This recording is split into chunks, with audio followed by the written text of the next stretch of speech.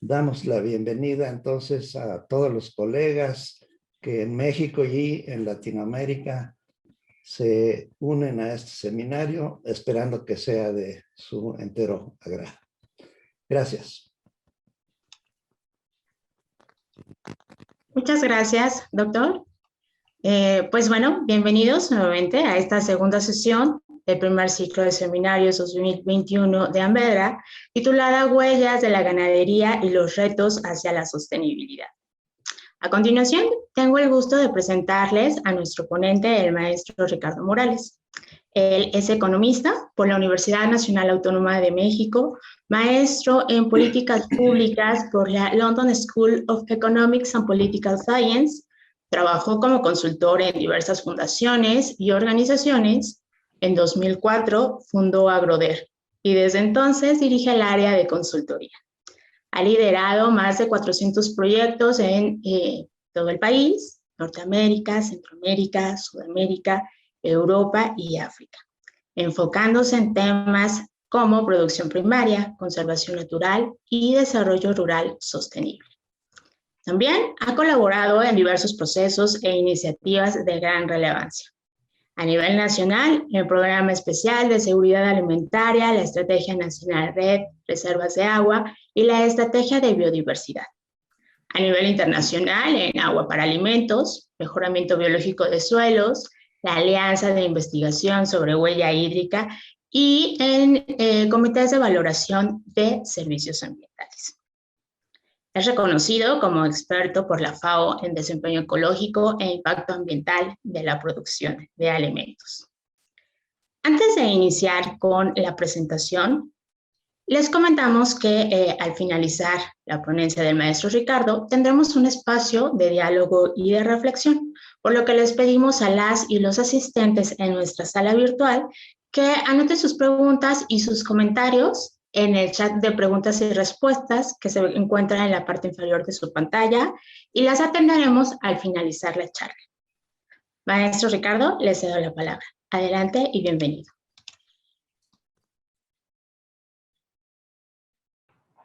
Muchas gracias, Julia. Gracias, Carlos. Gracias, doctor Rafael, a la Ambedra y a la Federación por la invitación. Vamos a hablar de las huellas de la ganadería y los retos que enfrenta hacia la sostenibilidad. Como decía la doctora Julia, voy a presentar y posteriormente habrá espacio para responder algunas preguntas o iniciar algún diálogo si es que este fuese necesario. Recordando que esta es la segunda sesión de este ciclo de seminarios y el resto de seminarios pueden consultarse en las redes de la Federación y de la propia Ambedra. Me gustaría empezar con una reflexión para todos nosotros que tengamos en mente mientras estamos viendo esta presentación. La forma en la que estamos produciendo alimentos el día de hoy en el planeta no es sostenible. Existen buenas iniciativas a nivel mundial en distintas regiones que deben maximizarse, deben crecer exponencialmente para que la carga de nuestra hambre, al final de cuentas, no nos termine dejando con sed. Cuando hablamos de la huella de la ganadería, hay 4 cosas que no podemos perder en mente. La primera de ellas es lo que está pasando con los recursos hídricos a nivel mundial. Estamos viendo un mapa en donde las zonas en rojo son aquellas en donde la escasez hídrica es más fuerte. Vemos varias partes de Asia, de África, algunas en Latinoamérica, y vemos bastantes rojos y naranjas en México. Esta escasez hídrica se ha visto reflejada, por ejemplo, durante el año pasado, en que 3.200 millones de personas a nivel mundial enfrentaban este problema. Y de todos estos, 1.200 millones se encuentran en regiones en donde las restricciones y el acceso al agua son muy severas. En segundo lugar, además de lo que está pasando con el agua, los suelos en el planeta también se encuentran degradados de manera importante, muy significativa en algunos países. Volvemos a ver algunas regiones de Asia. Aquí ya no vemos tanto en África, pero sí vemos algunas más en América. En tercer lugar, encontramos los llamados hotspots de biodiversidad, los sitios en donde las amenazas a la misma son más severos. Los que estamos viendo en rojo son aquellos sitios en donde se ha excedido el riesgo y la pérdida de biodiversidad durante los últimos 35 años. Y en cuarto lugar, ligado a todas las anteriores, la pérdida de cobertura forestal. Esta pérdida de cobertura forestal existe también prácticamente en las mismas regiones que veíamos. Bueno, aquí no, en este mapa no se alcanza a ver todo Asia, pero una buena parte de Asia, ahí el Amazonas también se ve de manera importante, algunas regiones de Europa, y en Norteamérica también tenemos varias regiones con pérdida de cobertura forestal. México no es una excepción. Este es el panorama actual en estas cuatro características. Esto por supuesto que no se ha dado solo, tampoco lamentablemente se anticipa que se pueda detener a corto plazo, y esto se vincula con lo que está pasando en este momento, que estamos teniendo discusiones de cómo migrar hacia modelos sostenibles. Muy puntualmente podemos decir que entre las cosas que nos han llevado a esto, en primer lugar, es la continua y creciente extracción de recursos hídricos para producir alimentos. Desde 1950, vaya, si bien había crecido la extracción de agua históricamente para producir alimentos, desde 1950 y en la década de los 70 tuvo aceleraciones muy relevantes. También se puede ver una aceleración del sector industrial en el consumo de agua, pero el más significativo sigue siendo el uso de agua para la agricultura. Estamos usando demasiada agua para satisfacer necesidades. En segundo lugar, como ya veíamos anticipadamente, hemos estado acabando con nuestros bosques. Cada vez es más común encontrar que la cantidad de hectáreas que se pierden por minuto equivalen a una cancha de fútbol, que hay muchas zonas en donde se dan incendios por no decir intencionados, por lo menos sí sospechosos, para después tener algún cambio de uso de suelo, principalmente hacia usos agrícolas o pecuarios.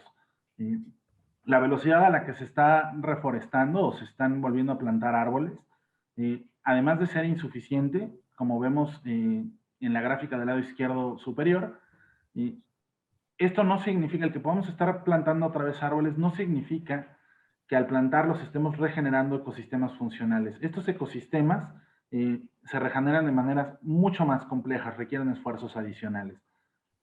En tercer lugar, cada vez somos más, somos demasiados. Podemos ver que a partir de prácticamente principios del siglo pasado, la población mundial empezó a crecer exponencialmente. A principios de los 1900 había 1.6 billones de habitantes o 1.6 miles de millones de habitantes en el mundo. El día de hoy somos más de 7.700 millones y la curva sigue en ascenso. Esto se da prácticamente en todo el mundo. En este tipo de mapas, en donde vemos la distribución poblacional a lo largo del mundo, podemos ver que hay países que sí concentran más de 1.000 millones, casos de la India y de China, pero también podemos ver que los países que se ven más chiquitos en estos mapas, todos tienen arriba de 50 o 100 millones de habitantes. Somos ya demasiados. Y al mismo tiempo que cada vez somos más, cada vez consumimos más. En particular, de cosas que utilizan muchos recursos. Del lado izquierdo estamos viendo cómo se ha incrementado el consumo de productos cárnicos a nivel mundial, en donde prácticamente en los últimos 50 años se ha duplicado la ingesta de carne per cápita. Y esto no pasa únicamente con los productos agrícolas o los alimentos. También estamos viendo del lado derecho el número de teléfonos móviles, que pasó de 2.500 millones de unidades en el 2016 a 3.800 millones en el 2021. Este tipo de tecnologías utilizan muchos recursos para producirse y lamentablemente cada vez se hacen más desechables o con obsolescencia programada, de tal modo que estamos extrayendo muchísimos recursos para producirlos y los utilizamos muy poco tiempo. También hemos dado prioridad a los capitales equivocados, particularmente al capital económico. Le hemos dado prioridad sobre el capital ambiental y también sobre el capital social. Del lado izquierdo estamos viendo el mar Aral, cómo evolucionó de 1973 al 2010. Esto en 37 años se secó. Es muy relevante porque estando en Asia era el cuarto cuerpo de agua interior más grande del mundo. Se empezó a desviar para canales de irrigación, principalmente para producir algodón. Y en 37 años, solo en 37 años, lograron lo que parecía imposible, abatirlo. Y del lado derecho vemos también que estas prioridades al capital equivocado han permitido que el problema no solamente sea de escasez, sino también de calidad y de contaminación del agua, en donde vemos también que ya, vaya, como si fuera algo muy natural, existen descargas de aguas grises y negras a cuerpos razonablemente sanos, o accidentes muy entrecomillado, como lo que sucedió, que vemos del lado derecho abajo en la fotografía, en el río Sonora en México, en donde darle prioridad al capital equivocado ha mermado contra nuestros recursos naturales.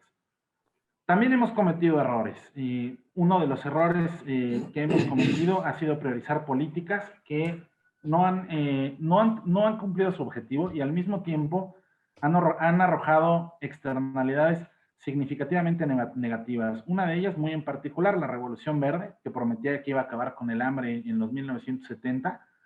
En la década de 1970 tuvo un impulso muy grande y esto significaba principalmente introducir variedades genéticas y algunas genéticamente modificadas en algunas regiones del mundo, con un muy significativo incremento en el uso de agroquímicos y una expansión brutal de las tierras de cultivo a costa de lo que antes tenía algún tipo de cobertura forestal, pastos, bosques, selvas.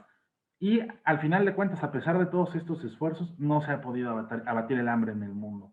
Y como este error, hay muchos otros que pudiéramos platicar. Por último, también de manera muy importante, hay que destacar que el cambio climático y la gestión inequitativa de territorio y recursos ha mermado los recursos que tenemos en el planeta. Del lado izquierdo, en la parte superior, vemos la temperatura promedio del planeta, cómo se ha ido incrementando, particularmente desde el último siglo, del siglo anterior, perdón, y de manera más importante, con un crecimiento acelerado desde 1980 hasta la fecha. En la parte inferior del lado izquierdo vemos lo que se pronosticaba desde febrero que iba a pasar con las sequías. Estos últimos días en el territorio mexicano han habido algunas excepciones, notablemente en el centro del país, en donde sí ha caído demasiada agua, pero la sequía ya estaba amenazando no nada más la producción de alimentos, sino algunos otros ciclos biogeoquímicos que deben darse para que podamos tener lo que conocemos como una vida normal. Y del lado derecho vemos un mapa que señala cada uno de los conflictos ambientales que hay en el mundo. Estos solo son los que están documentados. Los conflictos ambientales no son particulares de una región, se dan prácticamente en todos lados y cada vez son más, tienen orígenes muy diversos, pero al mismo tiempo nos están reflejando que la competencia por recursos y por la forma en la que las estamos utilizando para producir, sea bienes alimenticios o industriales, está causando problemas. Esto es lo que a grandes rasgos nos ha llevado a la situación en la que estamos. ¿Qué tiene esto que ver con la ganadería? No podemos dejar de lado el que la ganadería es la primera causa de deforestación junto con el resto de la producción de alimentos en el mundo.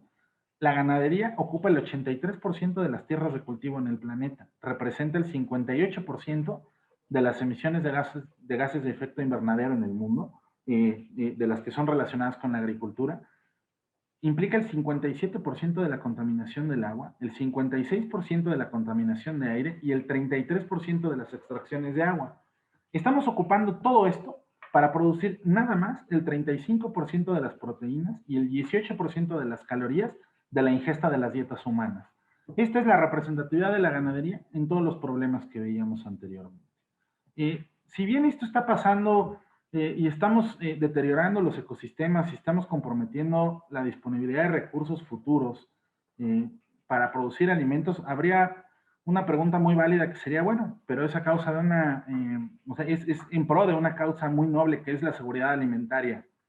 Bien, pues la seguridad alimentaria tampoco la hemos logrado. Si bien durante los últimos años la cantidad de personas con hambre en el mundo se había reducido sin dejar de ser un número alarmante, hasta 2014 eran 628 millones de personas subalimentadas en el mundo. Desde el 2014 se ha notado que otra vez hay un incremento en la cantidad de personas que padecen hambre.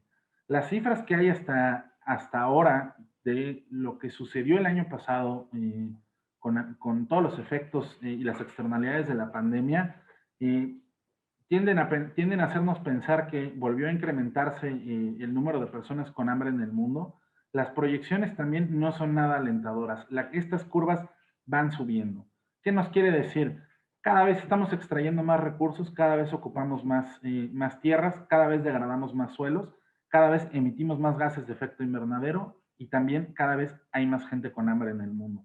Algo no estamos haciendo bien. A tal grado que la FAO dice que la inseguridad alimentaria va a alcanzar a 2.000 millones de personas en el mundo en el 2019 y que no estamos en vías de alcanzar la meta 2.1 de los Objetivos de Desarrollo Sostenible, quizá la meta más relevante de todos los Objetivos de Desarrollo Sostenible, que es poner fin al hambre en el mundo. No estamos en vías de alcanzarla. Y por si todo esto fuera poco, el panorama hacia adelante nos indica que cada vez vamos a ser más personas. Para el 2100 las proyecciones indican que vamos a ser 11.200 millones de habitantes en el planeta. 11.200. El día de hoy somos más o menos 7.800. Bien, todo este contexto en el mundo no pinta un panorama nada bueno y nos explica muchas cosas de las que han estado pasando. ¿Qué tan ajeno ha sido México en esta problemática, en esta discusión y en estas implicaciones que ha tenido la producción de alimentos en los recursos naturales? Primero hay que empezar diciendo que México es un territorio que tiene 2 millones de kilómetros cuadrados, es un territorio inmenso, muy diverso, tan diverso que ni siquiera es homogéneo ni en el reparto de recursos naturales, ni en el de población y por supuesto tampoco en el de recursos económicos. La parte que estamos viendo en verde en el mapa, el sureste, concentra el 69% de la disponibilidad del agua. Tiene una disponibilidad de agua casi 8 veces superior que la parte que está en naranja en el mapa. Sin embargo, solamente concentra el 23% de la población en la parte verde y únicamente genera el 13% del PIB. Al mismo tiempo, esto ha significado el que tengamos riesgos hídricos muy relevantes en algunas regiones del país, varias de estas con muy intensa actividad pecuaria, como el noroeste entre Sonora y Baja California, una parte de Sinaloa, Chihuahua y Coahuila, por supuesto, las planicies, y lo que ha permanecido razonablemente libre de riesgos hídricos son las zonas que veíamos que tienen mayor disponibilidad, principalmente en el sureste. Cuando nosotros combinamos el valor de la producción, que son las zonas que vemos aquí en rojo, entre más oscuro es el rojo, más valiosa es la producción de alimentos, la producción agropecuaria, con los acuíferos y las cuencas que tienen déficit de agua, es decir, que la velocidad a la que se extraen recursos hídricos es mayor a la capacidad de recarga que tienen estos cuerpos, encontramos que prácticamente todas las zonas que son muy relevantes en materia agropecuaria tienen riesgos hídricos el día de hoy. Y también podemos ver que la degradación de suelos vinculada al sobrepastoreo pecuario ya alcanza algunas zonas de manera importante en el norte del país y algunas otras que, aunque no tienen problemas hídricos, sí tienen problemas de salud de suelos. Aquí podemos preguntarnos cómo hemos llegado a todo esto, por qué estamos en la situación en la que estamos, y la respuesta quizá la encontraríamos por lo menos viajando a 1970. Si nosotros regresamos a 1970 y podemos analizar qué es lo que sucedió, vamos a encontrar una cadena de eventos que han permitido que la situación esté como veíamos ahorita en los mapas en nuestro país. ¿Qué sucede en particular en 1970? 50 años hacia el pasado. En 1970 se decreta el Programa Nacional de Desmonte, una de estas que ahora a la distancia pueden fácilmente calificarse como ocurrencias, malas ocurrencias. En 1970 el Programa Nacional de Desmonte tenía como objetivo talar 24 millones de hectáreas de bosques y selvas. 24 millones. Esto es el 12% del territorio nacional. Desmontar bosques, desmontar selva, principalmente ¿para qué? Producir alimentos. De tal modo que entre 1980 y el 2000, la superficie destinada a producir alimentos crece 25%. Entre el 90 y el 2000 se perdían en promedio 1.000 hectáreas de bosques y selvas al día, 364.000 hectáreas al año durante toda esa década. Cuando llegamos al 2000 ya teníamos 21 millones de hectáreas destinadas a producir alimentos. Entre el 94 y el 2020, por supuesto que también tiene un impacto el Tratado de Libre Comercio de América del Norte. Empezamos a exportar productos en los que somos eficientes y competitivos, principalmente desde el punto de vista económico, y empezamos a importar aquellos en los que nuestra competitividad y nuestros rendimientos no nos dan para competir con nuestros vecinos del norte. Hay dos casos muy relevantes. El primero es maíz. El maíz tanto para consumo humano como para forrajes pecuarios. Y redujimos nuestro volumen de producción porque importarlo sería más barato. Y empezamos a producir más de lo que los norteamericanos consumen más. Un ejemplo de ello es el aguacate. Y entre el 2000 y el 2020, la superficie de riego siguió creciendo. La superficie que utiliza riego para producir alimentos. Esta creció 25%, pasando de 4.8 millones de hectáreas a más de 6 millones de hectáreas. Y entre el 2011 y 2016, la cifra más reciente que tenemos a este respecto, sabemos que el uso de fertilizantes químicos en la agricultura seguía creciendo, a pesar de los esfuerzos por desincentivar su uso.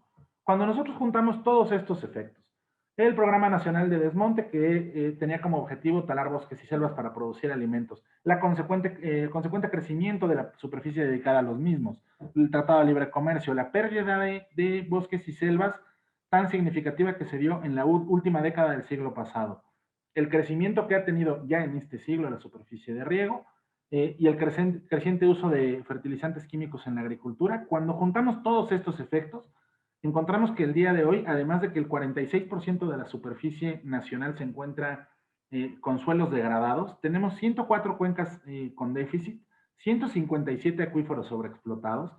Sin embargo, el 20% de la población mexicana padece hambre.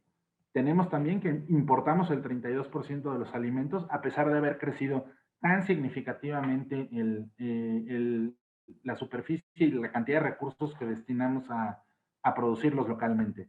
También tenemos que a la par, cuando crece la producción agrícola que utiliza agua para regar, de todos modos hay 1.7 millones de viviendas que no tienen agua potable.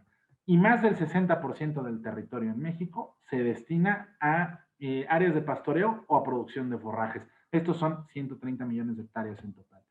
El sector agropecuario es el principal usuario de agua en México, 76% del volumen concesionado, y es el principal uso que damos a nuestra tierra. De este modo entendemos que para alimentar a un mexicano utilizamos 2,000 metros cuadrados de suelos y 1 millón de litros de agua al año. Esto nos cuesta alimentar a cada mexicano, alimentarnos cada uno de nosotros. Esto fue lo que pasó en los últimos 50 años. Muy en general, que nos puede determinar qué es lo que ha sucedido con los impactos que ha tenido la producción de alimentos, particularmente la ganadería, en la situación de nuestros recursos naturales y nuestros ecosistemas. Pero ¿qué ha pasado al mismo tiempo con el consumo de carne? Hay tres factores aquí que son muy relevantes. Uno es el tipo de carne que hemos consumido. Si bien en 1980 el principal tipo de carne que consumíamos era porcino con el 50% y el ave solamente, la carne de ave solamente era el 16%, para el 2000 la carne de ave había crecido a 39% y para el 2019 esta ya representaba la mitad de nuestra ingesta de carne. Viendo un poquito más a detalle, ¿cómo ha crecido nuestra dependencia de la proteína animal? En 1970, un mexicano promedio consumía 7 kilos de huevo al año. Este volumen de consumo creció a 24 kilos en 2019. Un mexicano consumía 9 kilos en 1970 de carne de cerdo y creció a 19 kilos. De carne de res eran 9 kilos y creció a 15 kilos. Y de carne de pollo, que en 1970 se consumían 4 kilos por habitante, para el 2019 esto ya había alcanzado 35 kilos. Todos estos crecimientos exponenciales parecen mínimos si nosotros lo comparamos con el volumen de leche que consumimos a nivel nacional, casi 100 litros al año per cápita. Si nosotros comparamos estos crecimientos con lo que ha pasado en el resto del mundo, en 1970 estábamos muy cerca de los promedios mundiales en los consumos de cada uno de estos productos, proteína animal. Pero para el 2019 estábamos arriba en todos estos indicadores. En México se depende más de la proteína animal que en el resto del mundo. Y esto se puede ver también en cuanto a, no nada más en cuanto al tipo de carne, sino en cuanto al volumen total que estamos consumiendo. En 1990, la cantidad de carne que consumíamos era muy parecida al promedio mundial. 34 kilos en México contra 32 kilos a nivel mundial al año por persona. Pero cuando nosotros vemos lo que pasó para 2019, encontramos que para México creció más de 50%, mientras que el promedio mundial creció apenas 27%. En México se consumen el día de hoy 70 kilos de carne por habitante al año, y el promedio mundial se quedó en 42. En México pasamos de 34 a 70 y en el mundo de 32 a 42 kilos al año. Y también, bueno, este crecimiento no ha sido parejo en todos los tipos de carne, si bien hay algunos que tienen unos casos que pueden alzarnos las cejas, como por ejemplo el consumo de carne de ave, que ha crecido 826%, o el consumo de guajolote, que ha crecido 276%. Hay algunos casos muy particulares, sobre todo a nivel mundial, en donde los consumos se han reducido, particularmente el de bovino y el de ovino, muy llamativamente la dependencia que se tiene de la carne de bovino. En el mundo se consumían 10 kilos en el 70, bajó a 9 kilos en el 2019, y en México se consumían 9 kilos en el 70 y creció a 15 kilos para el 2019. Si bien este volumen es grande, parece muy poquito cuando lo comparamos con el crecimiento que ha tenido la carne de ave. Y otro factor muy relevante que ha pasado en México es que nosotros hemos crecido nuestras exportaciones de carne de manera muy importante en los últimos 20 años. En el 2000 exportábamos 430 millones de dólares de carne. El día de hoy, bueno, hasta 2019, exportábamos más de 2.2 billones de dólares de carne y cada vez lo exportamos a distintos países.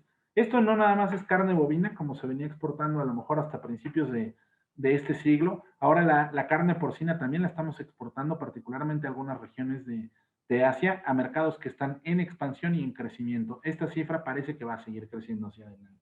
Esos tres factores en conjunto han impulsado que no nada más el consumo se incremente, sino también el volumen de producción. En los últimos 30 años, desde 1990, la producción de ganado en pie, en particular de bovinos, de bovinos y de ovinos, ha crecido cerca del 100%, pero el de ave ha crecido 371%. Esto se ve reflejado también en nuestro consumo, entre el volumen de producción de carne, y prácticamente de toda la proteína animal de la que dependemos está en el mismo escenario. Las únicas dos reducciones que tenemos son producciones pecuarias no alimentarias, como la cera de abeja y la lana ovina.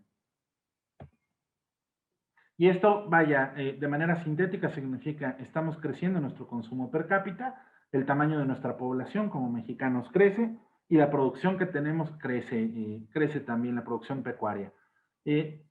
¿Por qué se da de manera tan significativa? Porque importamos poquito de lo que más consumimos cuando hablamos de productos pecuarios. Esto que estamos viendo en la tabla son los 10 alimentos más consumidos en México. De los 10, hay 5 que tienen origen pecuario: leche entera, pollo, huevo, carne de res y carne de cerdo. De todos estos, lo que estamos viendo en las columnas verdes y naranjas es el porcentaje que se produce en el país contra lo que se produce en el extranjero, lo que importamos. Nuestra dependencia es mucho mayor en algunos cultivos como el trigo o el maíz. El único de los bienes pecuarios, los únicos dos de los bienes pecuarios de los que sí tenemos una importación muy relevante son la carne de cerdo y la carne de pollo, aunque no se encuentran en niveles que superen el 50%, son del 25% para la carne de cerdo y del 22% para la carne de pollo.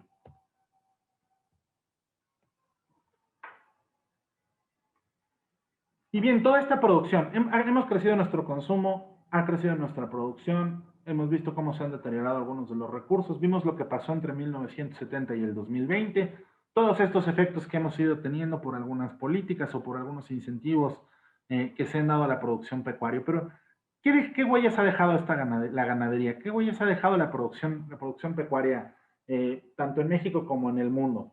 Lo primero que hay que entender es que en todo el mundo no se produce lo mismo. La dependencia de proteína animal está muy diversificada según la región del planeta en la que hablemos. Por ejemplo, en América del Norte, en donde nosotros nos encontramos, la dependencia que tenemos de bovinos y de aves es muy grande. También hay una presencia significativa de carne de cerdo. Hay otras regiones, particularmente en Asia, en donde la dependencia que tienen de ave y de pollo alcanza casi el 85%, y hay algunas otras zonas en donde hay especies que nosotros podríamos considerar exóticas, como en Asia Meridional, en donde la presencia de proteína derivada de búfalo es muy relevante. Es decir, a nivel mundial, lo que estamos produciendo es diferente por especie, y esto obedece más a las dietas alimentarias y a la vocación productiva que tiene cada región. En segundo lugar, ya sabemos de dónde vienen las emisiones de gases de efecto invernadero para cada una de las distintas fuentes a lo largo de la cadena productiva pecuaria. Nosotros podemos entender que la alimentación y los procesos digestivos son prácticamente el 85% de las emisiones, el 10% es gestión del estiércol y el 5% es el consumo de energía.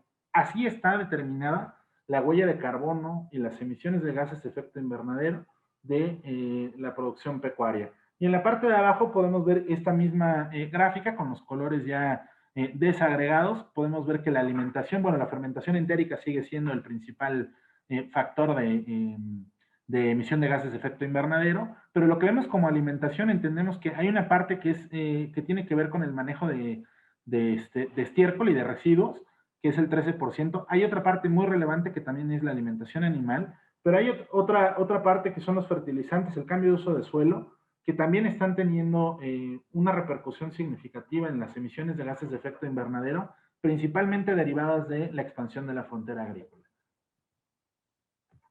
Y de este modo también podemos ver y cuantificar muy bien que de dónde vienen las emisiones de gases de efecto invernadero de los sistemas pecuarios. Sabemos, por ejemplo, que los bovinos son el principal responsable dentro del sector pecuario de emisiones de gases de efecto de invernadero. Son más de 5,000 millones de toneladas de dióxido de carbono equivalente lo que emiten los bovinos. Esto es más que el resto de las especies pecuarias sumadas. En segundo lugar están los cerdos y los pollos, seguidos muy de cerca por los búfalos. Los pequeños rumiantes en su conjunto son menos que los búfalos y los pollos, son 600 millones de toneladas de dióxido de carbono equivalente, y hay otras especies que, si bien no son tan significativas, no dejan de emitir también gases de efecto invernadero. Esto podemos también verlo relacionado con el primer mapa que vimos de estos, relacionado con las distintas dependencias que tenemos de la proteína animal. Por ejemplo, sabemos, bueno, ahí destaca en el mapa lo que está pasando en Sudamérica, en donde son grandes productores de bovinos y tienen una carne que es reconocida a nivel mundial, pero el 75% de las emisiones que tienen en el sur del continente son relacionadas con bovinos, y es una emisión muy relevante a nivel mundial. En América del Norte, nuestras emisiones son 50% por bovino, y hay un 50% de bovinos para carne y otro 29% de bovino para leche. Estos son más o menos 360 millones de toneladas de dióxido de carbono equivalente. América del Norte, bovinos, 360 millones de toneladas de dióxido de carbono equivalente. Hay otros dos que son muy relevantes, los cerdos con 13,8% y las aves con otro 13,9% de las emisiones de América del Norte relacionadas con sistemas pecuarios. Esta es la parte de la huella de carbono de la ganadería. Y como decíamos al principio, sabemos muy bien en dónde están. Cuando nosotros queremos incidir y reducir las emisiones que estamos generando desde la agricultura y la ganadería, podemos saber perfectamente en dónde están ubicadas las emisiones y en dónde es en donde tenemos todavía un trabajo pendiente. Y cuando hablamos, bueno, eso era hablando de emisiones. Cuando hablamos de agua, también hemos podido mapear perfectamente de dónde viene la huella hídrica de nuestra producción de alimentos. Esto es todo el agua que se utiliza a lo largo de la cadena de producción, desde la producción de los insumos hasta el consumo, pasando por el agua que se vierte contaminada a cuerpos de agua o las descargas que tenemos y el volumen de agua que se requiere para limpiar esa agua contaminada. Todo esto es la huella hídrica. Voy a explicar muy rápido qué es eso, con el ejemplo del café. Cuando producimos café utilizamos agua de lluvia para producirlo y genera agua gris con los desechos y los residuos. Posteriormente, cuando la secamos, utilizamos también, desde los materiales y las maquinarias, utilizamos también agua principalmente azul, agua que extraemos de cuerpos de agua y generamos agua gris, es decir, contaminamos agua que va a requerir a su vez más agua para limpiarse. Lo mismo pasa con el proceso de tostado, de molido, de empacado. Y también cuando tomamos nuestra agua, bueno, pues le volvemos a echar agua para preparar ese café. Toda el agua que utilizamos desde el proceso de producción hasta que la consumimos es lo que se cuantifica para saber de qué tamaño es nuestra huella hídrica. Nosotros tenemos los tres colores de agua. El agua verde es el agua de lluvia, tanto la que cae como la que se almacena en el suelo y en la vegetación. El agua azul, que es la que está almacenada en ríos, lagos y acuíferos, la que extraemos y podemos ver que utilizamos para regar principalmente, o la que utilizamos para consumo humano. Y el agua gris, que es el agua que requerimos para diluir los contaminantes que se vierten en cuerpos de agua. De esta forma, la huella hídrica la podemos cuantificar para cualquier producto que se nos ocurra. Aquí vemos algunos ejemplos en la pantalla. De manera relevante tenemos que Por ejemplo, un kilo de azúcar refinada son 1.500 litros de agua, un kilo de jitomate son 180 litros, una copa de vino son 120 litros, un kilo de carne de res son 15.500 litros lo que utilizamos. Y la taza de café, el ejemplo que poníamos, son 140 litros, una sola taza de agua. Una sola taza de café. Y al mismo tiempo que utilizamos toda esta agua a nivel mundial para producir, entendemos que el agua no nada más se utiliza, bueno, el agua y los recursos, no solamente se utilizan y se consumen en un mismo lugar, sino que con el comercio mundial, el agua que estamos utilizando en nuestro país para producir recursos termina siendo consumida a través de estos productos en distintas partes del mundo. Hace unos minutos veíamos el mapa de lo que sucede con las exportaciones de carne en México. Esto que estamos viendo es si sumamos todos los productos agropecuarios, así está el comercio a nivel mundial. Entonces, cuando nosotros comercializamos un bien o un servicio, particularmente los alimentos, que son muy demandantes de recursos, suelo y agua, y que son altos generadores de emisiones, no nada más lo estamos produciendo en una zona, sino que lo estamos produciendo para que se consuma en otra región. Abatimos nuestros recursos para generar divisas. Cuando nosotros vemos la lámina anterior con los contenidos de agua virtual o la huella hídrica de cada país, encontramos que hay países que usan mucha agua para producir y exportar, y hay países que consumen mucha agua del exterior a través de productos. México es el segundo país importador neto de agua virtual en el mundo, detrás de Japón. Esto podría parecer como que estamos siendo muy cautelosos y muy abusados y estamos tratando de cuidar mucho nuestros recursos para consumir más bien que lo que se está produciendo y está abatiendo acuíferos en otras partes del planeta, lo cual, si tenemos un análisis tan simple como ese, podríamos pensar que es una decisión estratégica, pero en realidad está comprometiendo la capacidad que vamos a tener de satisfacer nuestras necesidades en función de la sostenibilidad que se tenga en otras regiones del mundo. Si esas otras regiones no son sostenibles, nos vamos a quedar sin alimentos. Cuando nosotros vemos cómo se conforma la huella hídrica mundial, encontramos que los principales tres componentes son el trigo, el arroz y el maíz. Si nosotros los sumamos, tenemos 1/3 de la huella hídrica mundial. Maíz, arroz y trigo, 34%. Los cultivos forrajeros son el cuarto lugar, con el 8%. Esa es la relevancia principal de la cadena de suministro hacia el sector pecuario de la huella hídrica a nivel mundial. Y de este modo entendemos que el agua que consumimos nosotros a través de productos no únicamente es el agua que utilizamos en el sitio en donde la estamos consumiendo, sino también el agua que se utilizó para producirla en distintas regiones. Todo aquello que compramos que es importado, no nada más de otro país, sino de otra región en nuestro mismo país, utilizó agua y recursos limitados y valiosos para producirse en regiones en las que nosotros no vivimos. Esa es parte de nuestra responsabilidad como consumidores. A nivel nacional, la huella hídrica del sector pecuario principalmente es verde, es agua de lluvia, la que se utiliza en su mayoría. Hay una proporción significativa de producción agrícola, que es el principal componente de la huella hídrica a nivel nacional. También tenemos agua azul que se utiliza para consumo pecuario, 900 hectómetros cúbicos al año. No es tan significativo como la producción agrícola, pero no son cifras tampoco que podamos dejar pasar de lado. Necesitamos también ser eficientes en el consumo de agua a nivel pecuario. Y bueno, cuando nosotros vemos la huella hídrica a nivel mundial, cómo está concentrada, la encontramos principalmente en las zonas o que son muy altamente productivas o que están altamente pobladas. Las regiones, por ejemplo, podemos ver algunas asiáticas en donde la huella hídrica se concentra en zonas en donde hay ciudades grandes.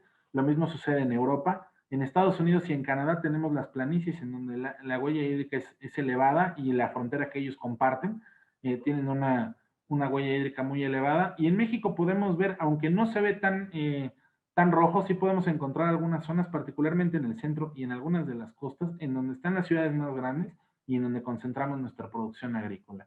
Ahí es en donde tenemos nuestra huella hídrica más elevada. Y esta huella hídrica, si nosotros la clasificamos según el color de agua, encontramos que en México el 76% de la huella hídrica verde, del agua de lluvia, la usamos para producción agrícola y el 24% para tierras de pastoreo. Esa es la relevancia del sector pecuario en la huella verde. En la huella azul, tenemos el 85% la destinamos a la agricultura y el 6% al sector pecuario. Hay una parte ahí de subregistro que son los cultivos forrajeros, que si bien están contabilizados como cultivos agrícolas, terminan siendo un insumo del sector pecuario. Y en las huellas grises tenemos que el 49% de la huella hídrica gris en México, es decir, del agua que necesitamos para diluir los contaminantes que vertemos a los cuerpos de agua, el 49% se refiere a producción agrícola, dentro de la que está implícita también la del sector pecuario. Y cuando lo vemos desde el lado del consumo, un mexicano promedio, para satisfacer sus necesidades básicas, ocupa 1.978 metros cúbicos de agua al año, distribuidos en distintos productos. El principal componente de la huella hídrica del mexicano es la carne de res. Después sigue el maíz, los lácteos y la carne de ave, luego el uso doméstico y algunos otros productos agropecuarios, hasta que llegamos a los productos de procesos industriales con el 3%. De este modo, nosotros tenemos que el 5% es doméstico, 3% es industrial y el 92% de nuestra huella hídrica es agropecuario. Es decir, para satisfacer nuestras necesidades, ocupamos 1.978 metros cúbicos de agua, de lo cual el 92% lo utilizamos en producir lo que comemos. Y esto, si lo vemos distribuido entre agrícola y pecuario, encontramos que la carne de bovino, la carne de ave, los cueros, la carne de cerdo, huevo, otros tipos de carne y grasas, son el 47% de nuestra huella hídrica. Cuando encontramos en muchas de las regiones en México problemas de escasez hídrica, casi siempre hay detrás un excesivo uso de agua por la agricultura o por el sector pecuario. Esta es la responsabilidad que tiene, el tamaño de responsabilidad que tiene el sector agropecuario y el pecuario en particular en la conservación de recursos hídricos en nuestro país. 47.5% del agua que utilizamos como mexicanos para satisfacer nuestras necesidades encuentra su origen en el sector pecuario. ¿Cómo podemos vincularlo directamente a algún producto? Aquí tenemos productos agrícolas y pecuarios. De cada producto en el país tenemos distintos volúmenes de consumo. Por ejemplo, lo que más consumimos es maíz, directa o indirectamente a través del maíz que consumimos en productos que elaboramos con el mismo o como cultivo forrajero para el ganado. Cada mexicano termina consumiendo directa o indirectamente 122.9 kilos de maíz al año. Eso es muchísimo. 58 litros de cerveza, 35 de trigo, 19 de tomate, 17 de papa, 10 de frijol, 2 de uva, y así nos podemos ir con todos los productos agrícolas. Y en productos pecuarios, como habíamos visto anteriormente, consumimos prácticamente 30 kilos de carne de ave, 18 kilos de res, 91 litros de leche y 2 kilos de queso, 19 de huevo y 13 de cerdo. Estos kilos que consumimos, ¿cómo se traducen en huella hídrica? Considerando dos factores: cuánto consumimos de cada uno y cuánta agua ocupa cada uno para producirse. De este modo entendemos que a pesar de que la carne de res la consumimos menos que la carne de ave, al ser la carne de res mucho más intensiva en agua, la huella hídrica que tenemos por nuestro consumo de carne de res es muchísimo mayor que el de la carne de ave. El de los lácteos, a pesar de que, bueno, sí consumimos mucha leche, son 215.7 metros cúbicos al año de huella hídrica la que tenemos relacionada con estos productos. Recordando que todos estos productos pecuarios son el 47% de nuestra huella hídrica. Y esto, por ejemplo, lo hemos calculado nosotros para distintos platillos de la cocina mexicana, para saber de dónde, qué platillos y qué tanto dependemos tanto de los recursos hídricos de cada uno, como de los recursos hídricos que se generan en el exterior. Por ejemplo, nosotros analizamos estos 7 platillos que vemos en la pantalla: rosca de reyes, consomé de pollo, chilaquiles, arroz a la mexicana, quesadillas, guacamole y quesadillas con tortillas de maíz, unas de trigo y otras de maíz. Y encontramos que de todos estos platillos, lo que tiene la huella hídrica más alta, si quitamos la rosca de reyes, porque esta la estamos considerando como una rosca completa, en platos para una persona, el consomé de pollo es el que tiene la huella hídrica más alta, seguido de cerca de los chilaquiles.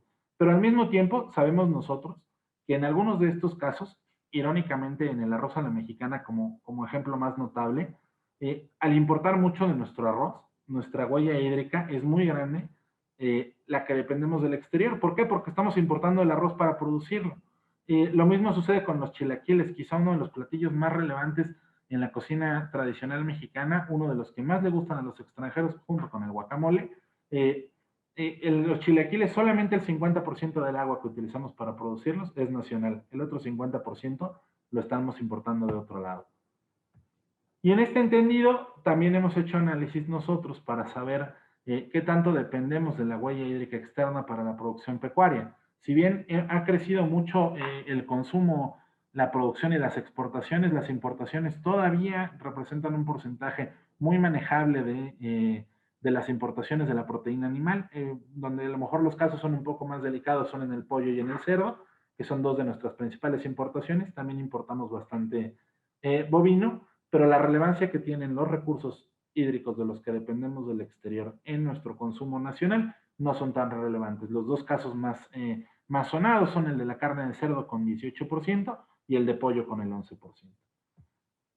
Y bueno, esta es la misma tabla, nada más que este no incluye nada más productos pecuarios, también incluye algunos casos agrícolas. Aquí sí podemos ver algunos casos en donde nuestra dependencia de productos que vienen del exterior y en particular del agua que se utiliza para producirlos en el exterior es muy, muy alarmante, como en los casos del trigo, del arroz y del aceite de palma, en donde en los tres casos ronda o supera el 75%.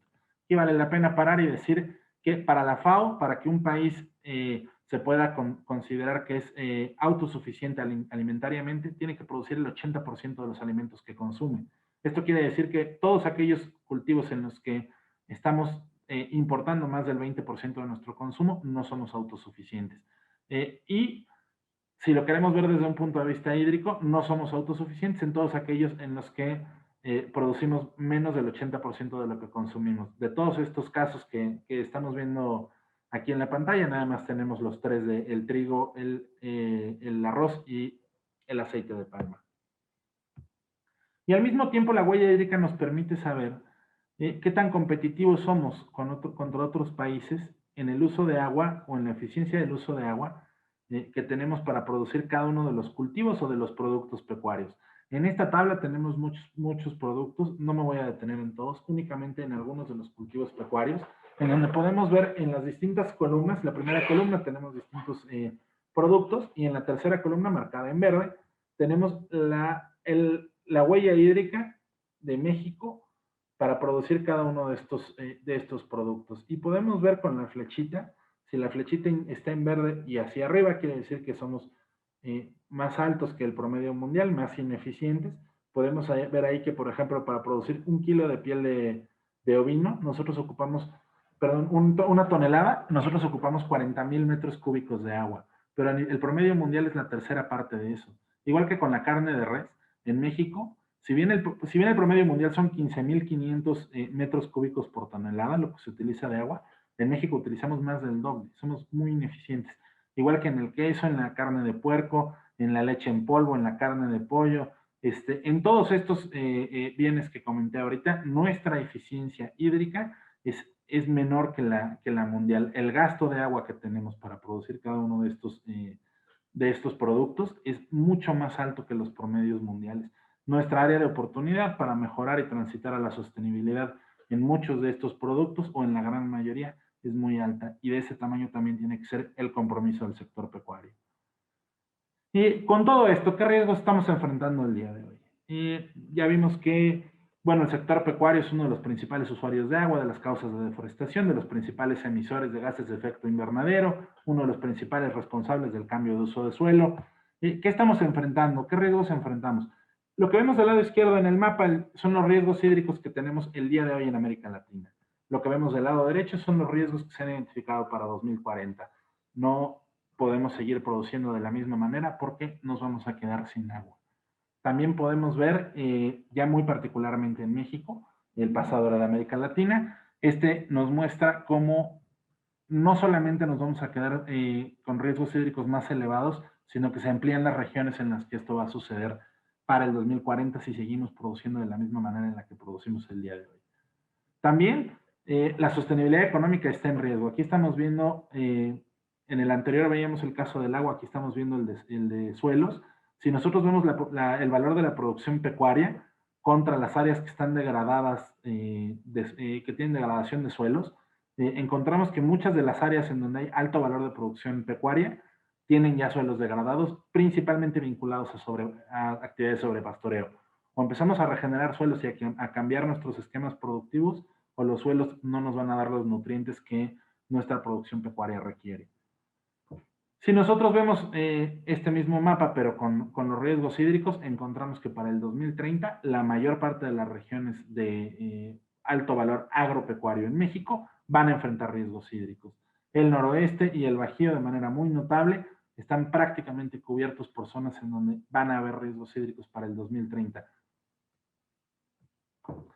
Y también, bueno, esta gráfica que se ha vuelto muy común, lo que se llama el Earth Overshoot Day, que es el Día Mundial del Sobregiro, que significa de todos los recursos que produce el planeta en un año, ¿cuánto tardamos en consumirlos? En 1970, que empezó a medirse esto, los recursos que produjo el planeta en ese año nos los acabamos antes de que terminara el año. Es decir, antes de que llegara el último día de diciembre, ya habíamos acabado con todo el presupuesto natural del planeta. Y hemos visto también cómo a lo largo del tiempo, cada vez nos ha durado menos llamémosle, sueldo que nos da el planeta, a tal grado que el día de hoy nos necesitaríamos 1.6 planetas para satisfacer nuestras necesidades. La forma en la que estamos produciendo y consumiendo no es sostenible. Y al mismo tiempo estamos enfrentando riesgos comerciales muy relevantes.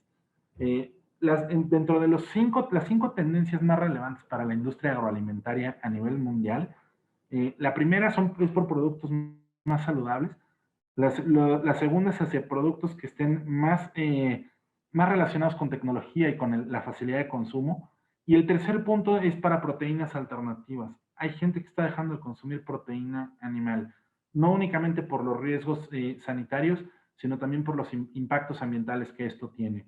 En cuarto lugar, las tendencias están por buscar productos que tengan un origen sostenible y una reducción de desechos. Y el quinto lugar está relacionado con nuevos sabores y experiencias.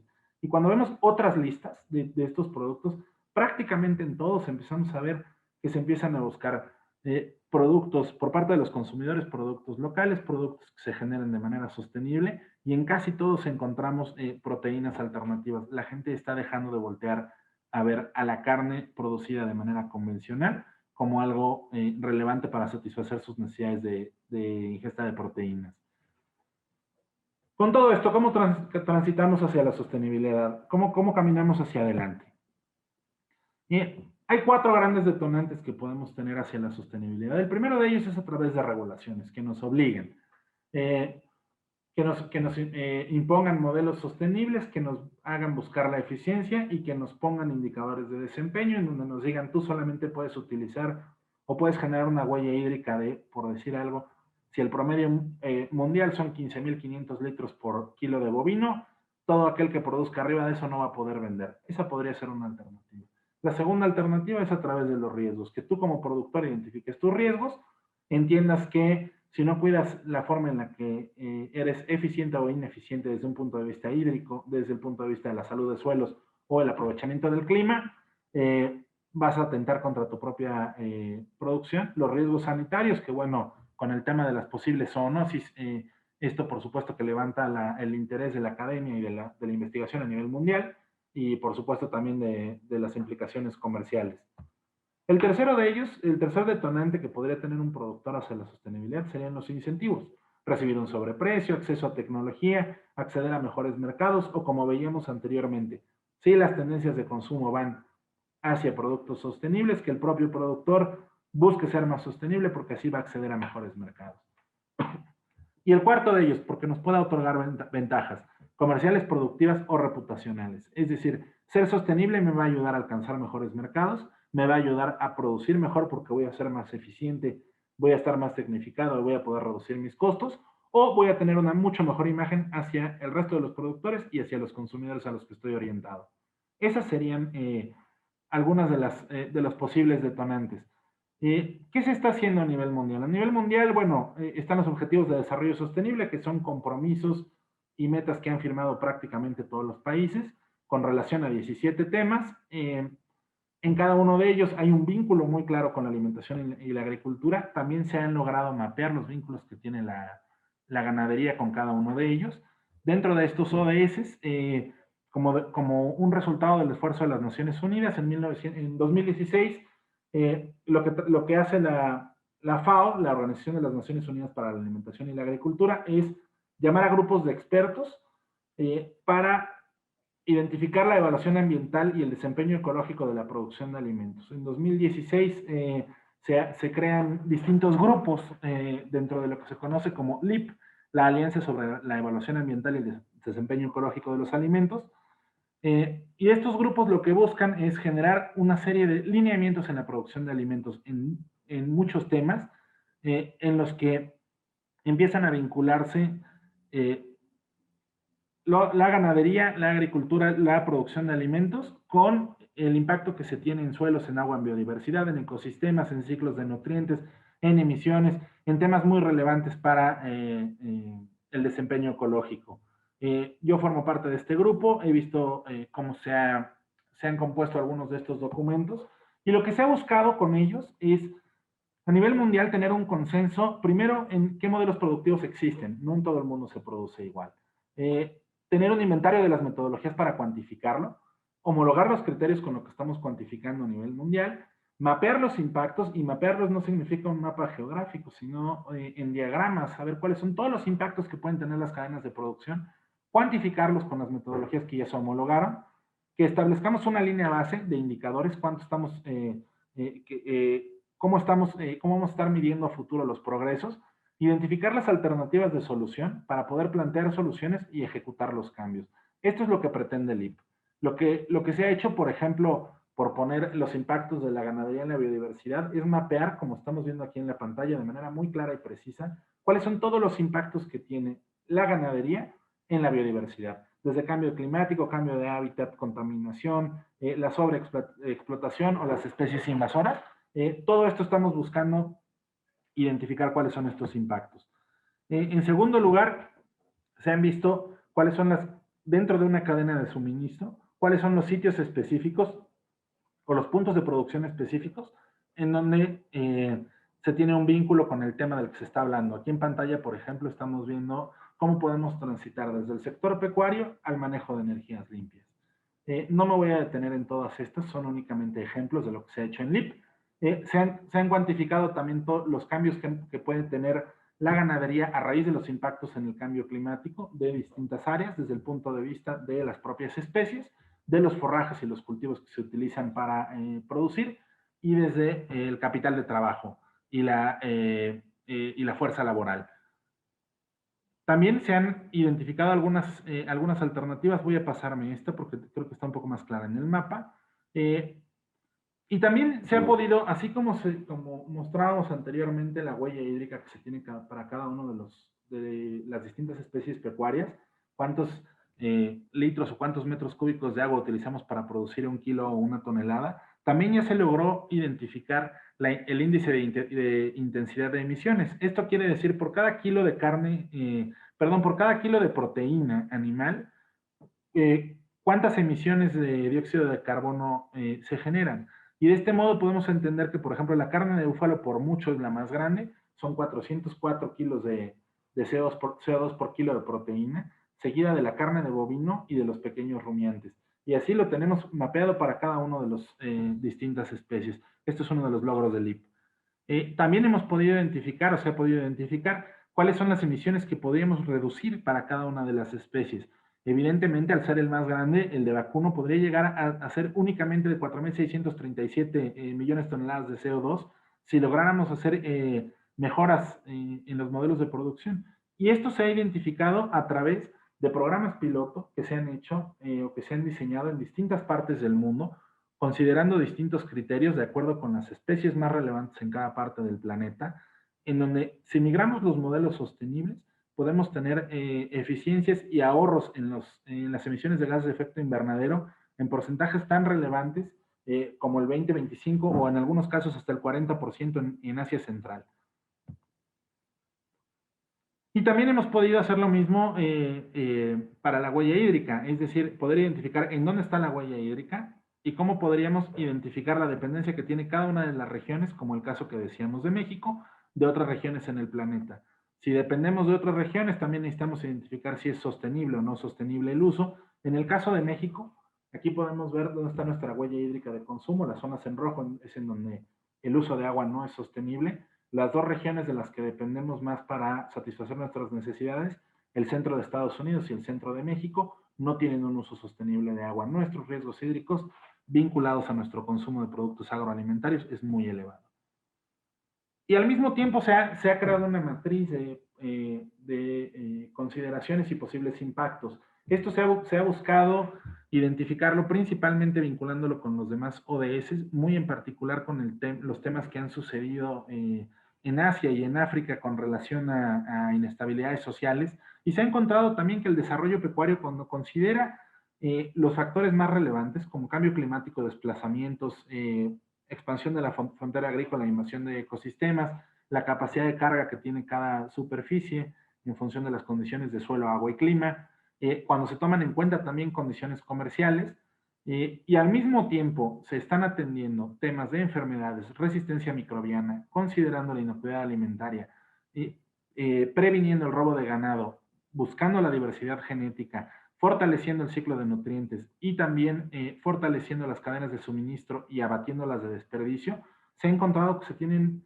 impactos muy significativos en la reducción de guerras, revueltas civiles y crisis económicas, y también se ha podido ayudar de manera más importante, en particular en Irán y en Chile, cuando han habido sismos, en América del Norte cuando han habido sequías e inundaciones, y en algunas regiones de Asia y de Europa cuando ha habido terrorismo, y así en estos mismos casos, en algunos modelos a más baja escala en Sudamérica y en Europa, se ha avanzado en temas de gobernanza y en América Latina en temas de corrupción y de pobreza. Es decir, el desarrollo pecuario, cuando considera todos estos factores, su impacto puede ir mucho más allá de nada más la seguridad alimentaria. Puede tener un impacto muy positivo en mermar la inestabilidad social.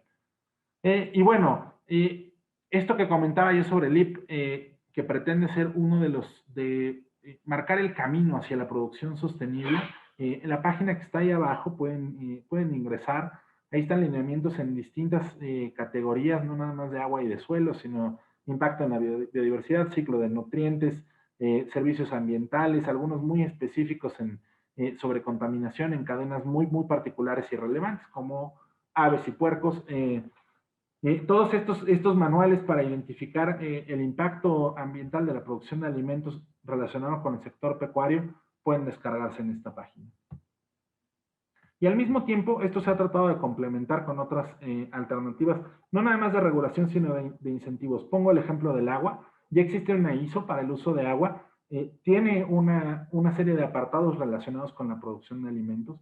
Las ISOs, que son normas internacionales que especifican los principios para la cuantificación del uso de agua, bueno, esta es la 14046, ya ha sido adoptada por varias industrias. Tiene algunas limitaciones en cuanto a la metodología, pero tiene una expansión muy relevante entre distintas corporaciones a nivel mundial, entre ellas las más grandes productoras de alimentos. Al mismo tiempo, bueno, están los lineamientos de FAO para el uso de agua y huella hídrica en la producción de alimentos, y en México tenemos ya una NMX en desarrollo que pretende medir la huella hídrica de la producción, no nada más de alimentos, también la industrial. Está basado en huella hídrica azul, en donde si tú te comprometes y logras reducir tu huella hídrica, puedes acceder a ciertos incentivos. Algunos de ellos todavía están por determinarse. Yo participé en la que está del lado derecho y la que está del lado izquierdo. Todas ellas, cuando las sumas, tienen un poder muy grande para poder cambiar a los esquemas de producción, los modelos productivos. Y al mismo tiempo no podemos perder de vista que además de todos los avances científicos, los avances productivos, los avances tecnológicos, las normas y las regulaciones, hay señales que nos manda el mercado que también nos dicen que tenemos que cambiar. El 46%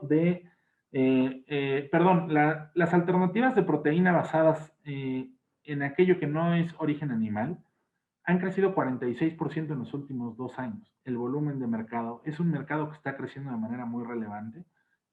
Esto nos quiere decir que hay gente que está buscando ya alternativas a la proteína, no únicamente por temas de salud, sino también por los impactos ambientales.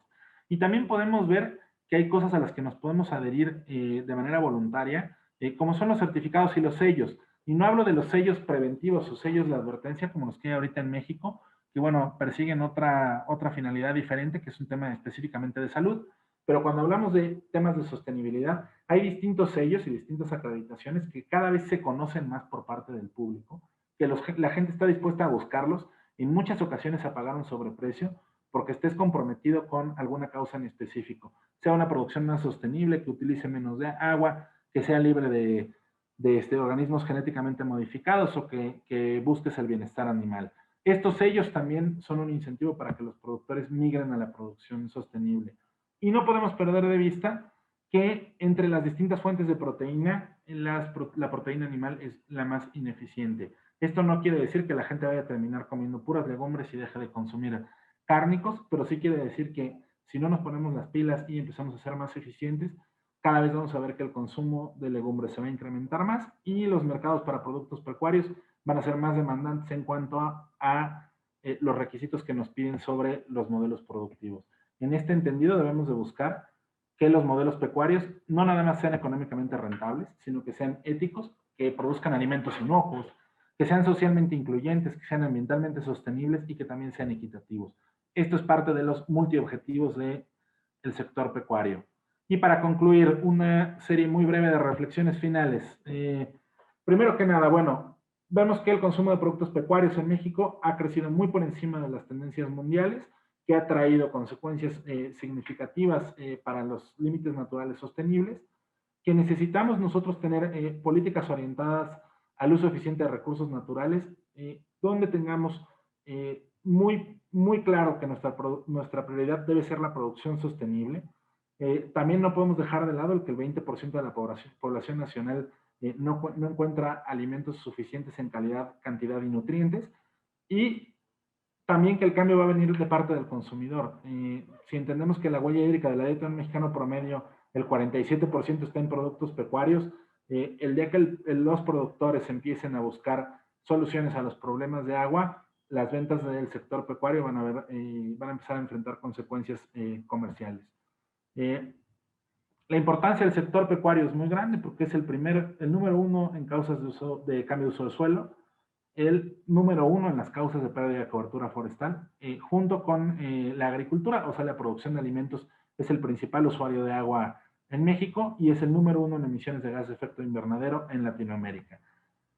Tenemos que entender que el equilibrio ecológico es garante de las condiciones para que el sector pecuario pueda desarrollarse y que si el sector pecuario no las procura, está atentando contra sí mismo. Y bueno, desde las políticas estamos buscando tener manejo integrado del paisaje, uso y prácticas eficientes, vamos a abatir brechas, eso es lo que tenemos que buscar, abatir brechas. No únicamente estamos hablando de temas de ingreso, de brechas sociales y brechas de género, que son muy relevantes, sino también abatir las brechas entre los modelos productivos que hay entre distintos productores. No podemos dejar de lado que ser sostenible no nada más significa ser respetuoso con el ambiente, sino también tener modelos de producción éticos.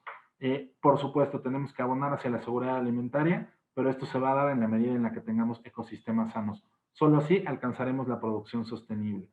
Y bueno, en cuanto a las recomendaciones, más que recomendaciones son reflexiones colectivas. En cuanto a eficiencia productiva, creo que lo más relevante es, necesitamos impulsar prácticas eficientes que puedan sensibilizar a los productores en cuanto a que no nada más estamos produciendo alimentos, sino que necesitamos ver más allá de la rentabilidad económica y también de que necesitamos difundir y hacer extensas entre todos los productores el que las prácticas eficientes con desarrollo de capacidades y con tecnificación nos lleven hacia modelos sostenibles. Que la planeación la tengamos basada en límites sostenibles. Es decir, tú puedes ver cualquier conferencia de autoridades o de grandes productores y siempre te van a hablar de que el mejor productor es el que produce más. Y olvidamos que el principal calificativo que pusimos al principio es el mejor productor. El mejor productor no es el que produce más.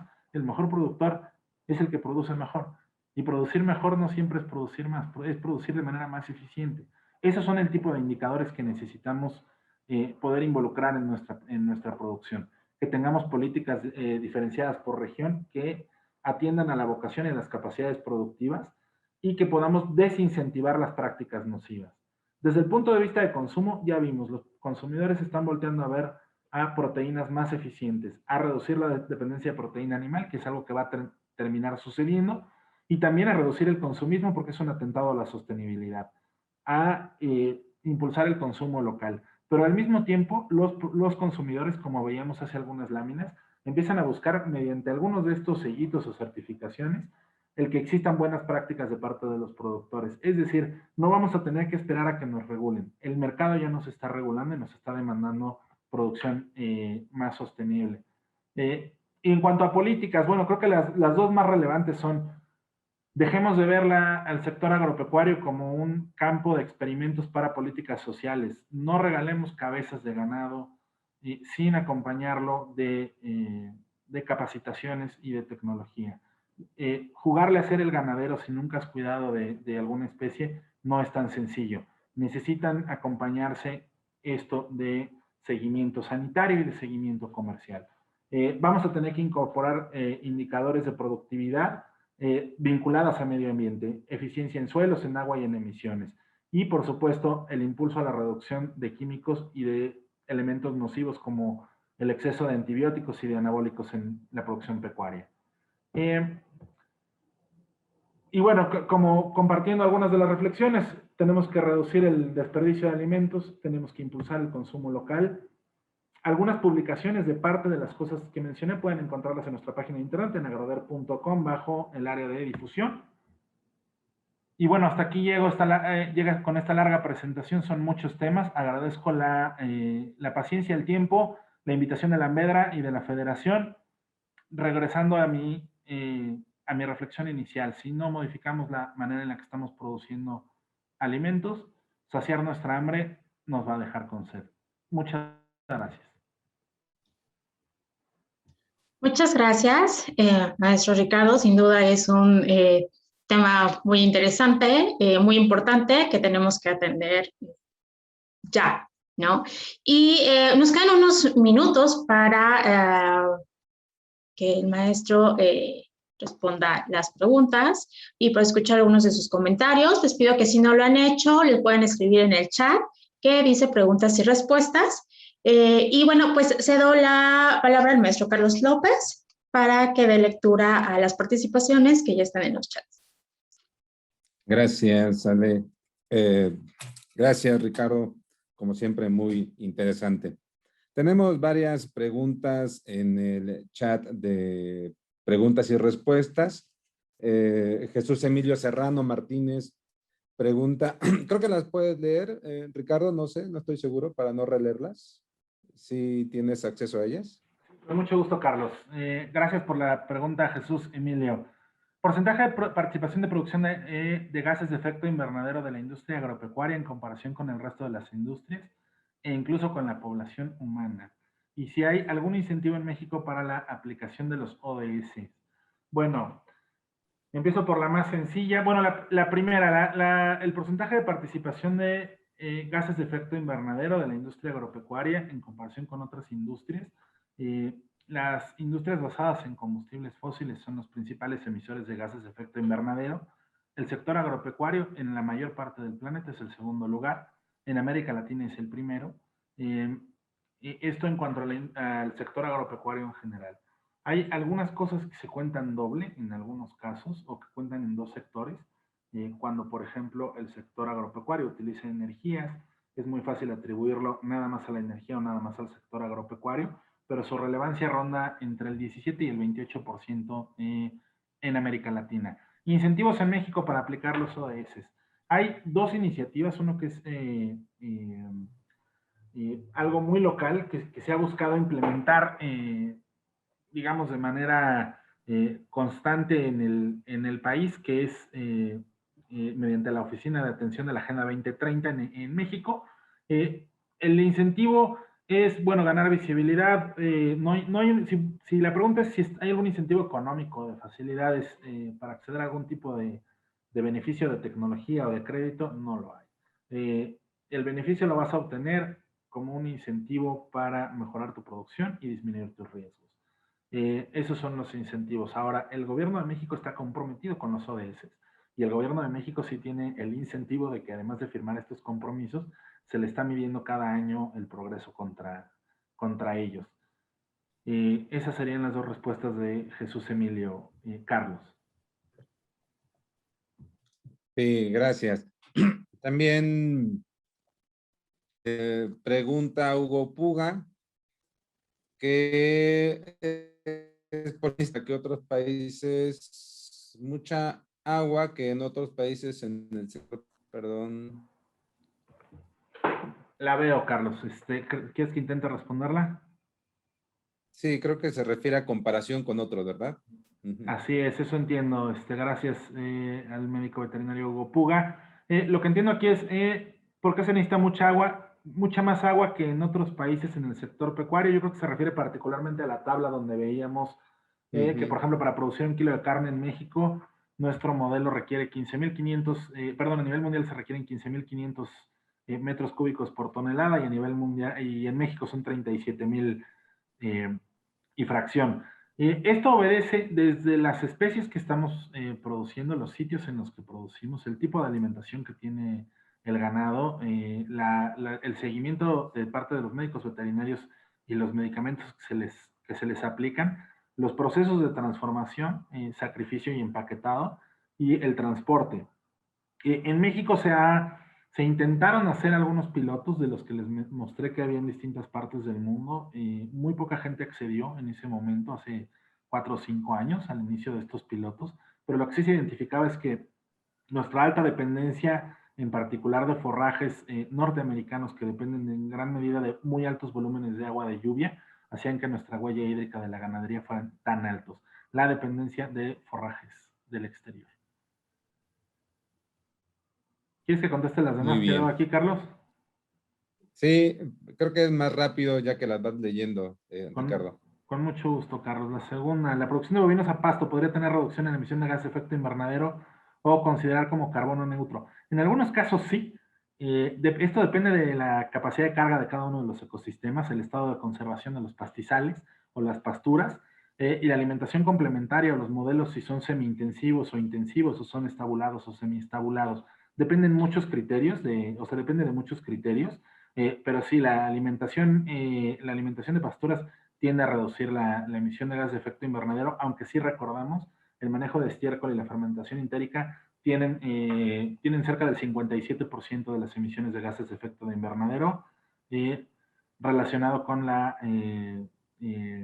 ganadería.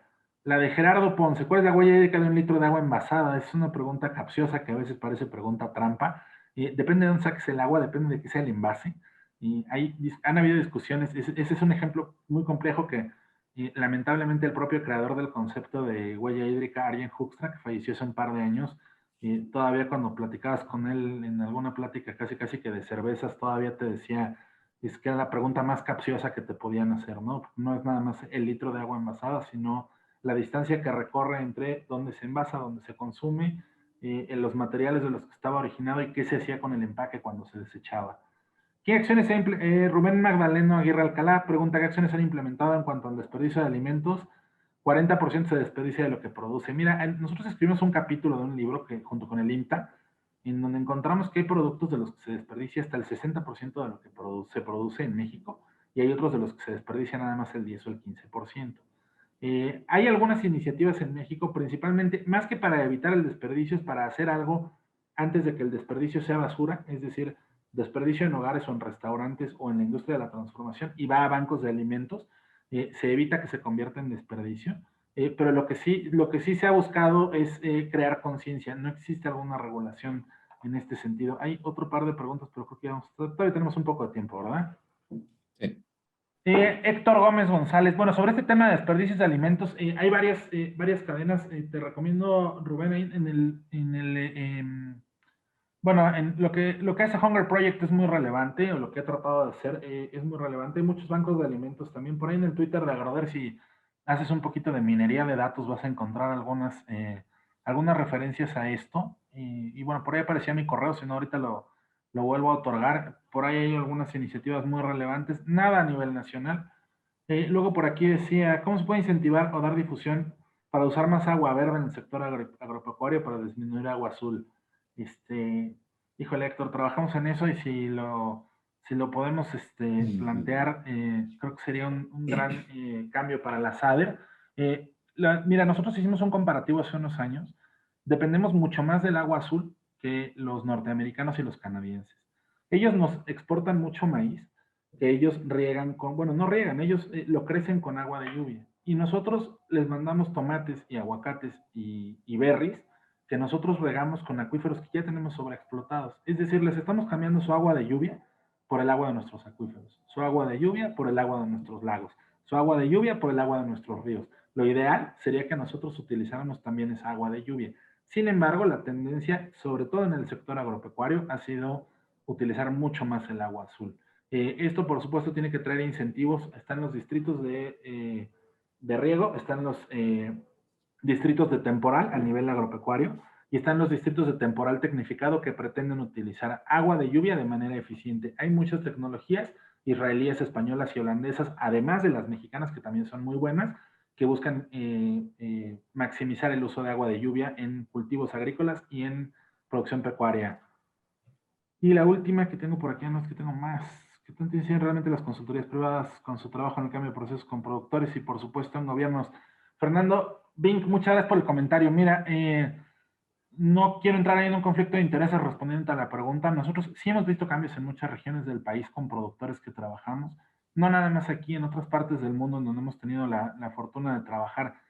Hemos visto que hemos podido generar un cambio en los productores, no nada más nosotros, muchas organizaciones, pero de algo que sí nos hemos dado cuenta es que el productor muchas veces no necesita que se le regule. Cuando el productor ve los propios riesgos y los beneficios, él mismo está dispuesto a hacer un cambio.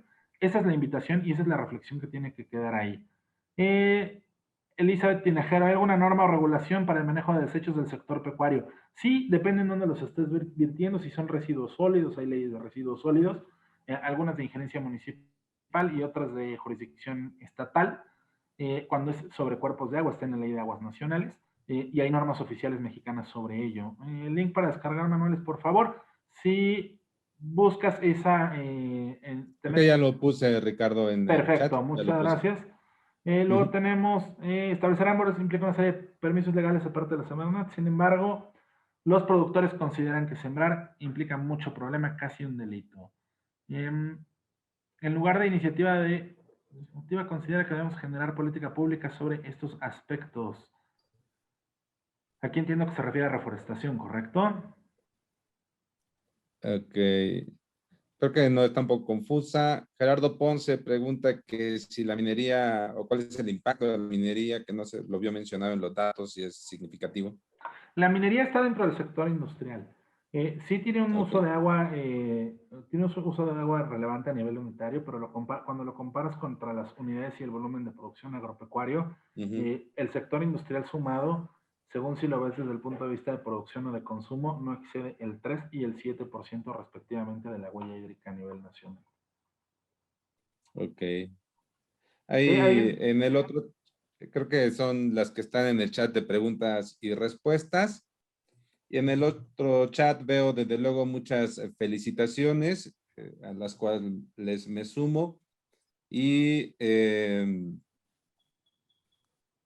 leía también algunas que han sido ya respondidas, pues, ¿no? Por ejemplo, ¿cuáles serían los referentes o indicadores socioambientales que se deberían de contemplar? Y ya se dieron bastantes indicadores al respecto y comparaciones de eficiencia con otros países.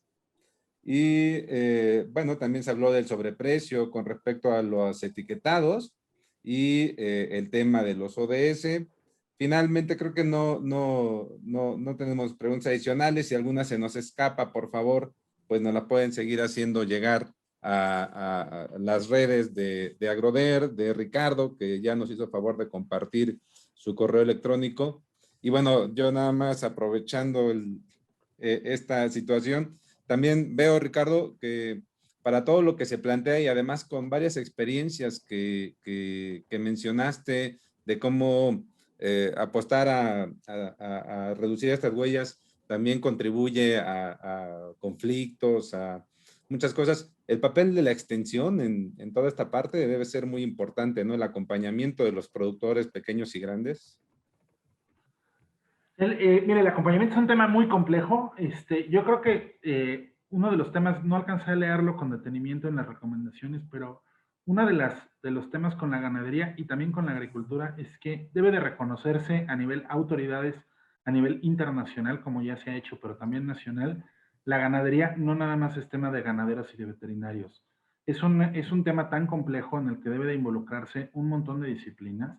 Y no únicamente la gente que tiene carreras profesionales, porque eso también, vaya, he conocido gente en varias partes del mundo que son expertos en ganadería, algunos de ellos no han terminado ni la primaria, pero han tenido una experiencia que no la vamos a acumular los que estamos aquí nunca en la vida, pero esto involucra muchas disciplinas, eso es uno de los primeros pasos.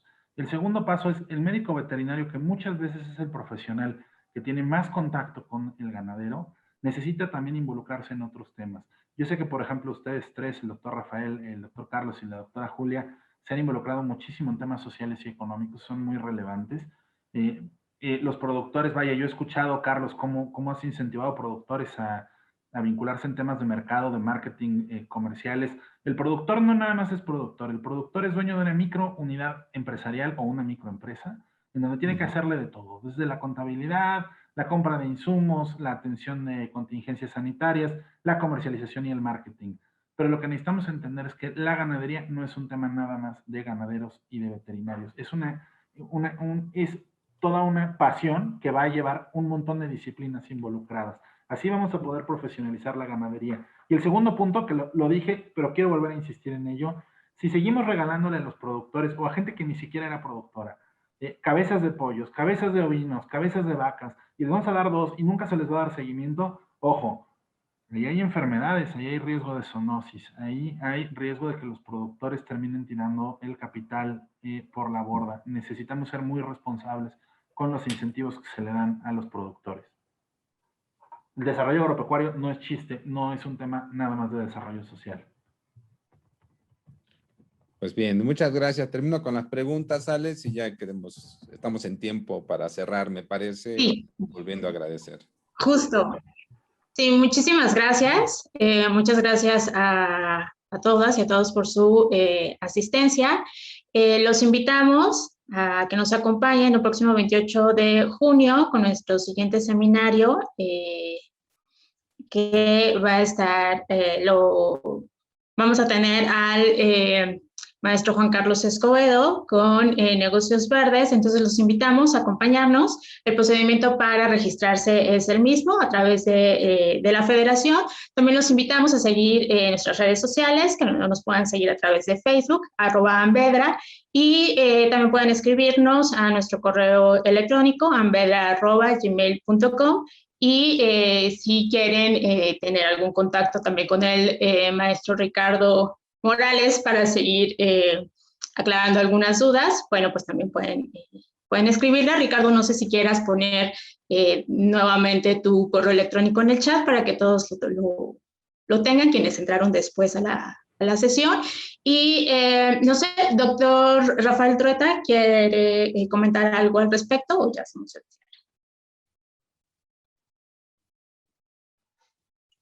No lo escuchamos. Tiene el micro apagado, Doc. Sí, perdón. ¿Ya? ¿Me oyen?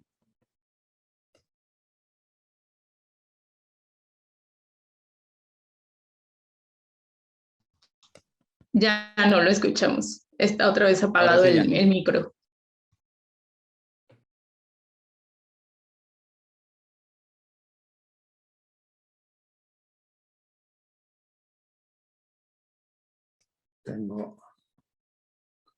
Lo escuchamos ahora. ¿Sí? ¿Me oyen? Sí, ahora sí ya. Perdón. Solo felicitar a Alejandra por organizar este seminario, que está resultando muy exitoso. Tenemos asistentes no solo de México, sino de varias partes de América Latina. Y desde luego al ponente, porque ha hecho una excelente y muy bien documentada ponencia. Se nota por la rapidez a la que habla que es un dominador del tema. De modo que sí, una felicitación muy calurosa para él. Gracias. Muchas gracias, doctor. Bueno, pues muchísimas gracias, maestro Ricardo Morales, por participar con nosotros en este ciclo de seminarios. Y pues bueno, muchas gracias a todos, que tengan bonita semana y cualquier duda que tengan, pueden contactarnos a través de nuestras redes sociales. Muchas gracias, hasta luego. Gracias y hasta luego. Gracias. Gracias, hasta luego. Hasta luego. Gracias, Ricardo. Bye.